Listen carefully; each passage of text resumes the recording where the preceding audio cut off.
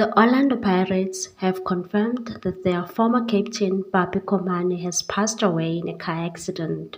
The Soweto Giants paid tribute to the former defender and his mother, Mrs. Rita Komane, who also sadly passed on in the accident. The team has released a statement that reads as follows: Orlando Pirates Football Club is saddened to learn of the passing away of former captain Papy Komane. The club was informed by his father and another Bucks legend, Yester Komane, who confirmed that both his son and his wife, Mrs. Rita Komane, were involved in a motor vehicle accident today.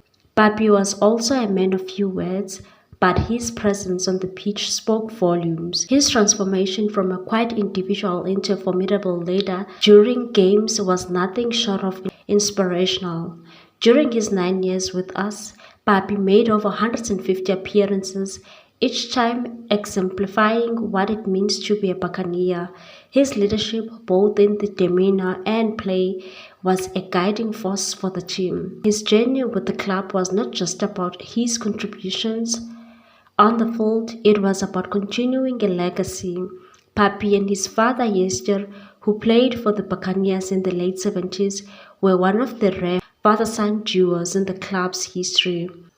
This familial legacy is a testament to the deep connection the Komane family has with the club. However, we cannot speak of Papy and Yester Komane without honoring the remarkable woman behind their successes, Mrs. Rita Komane. Rita was the cornerstone of the support for both her husband and son. Her unwavering presence at our home matches was a testament to her dedication and love for the game and our club. On behalf of Orlando Pirates, we convey our heartfelt, deepest sympathy to the Komane family and pledge our profound moral support. May their souls rest in peace. Please like, comment, share, and subscribe for more sports news.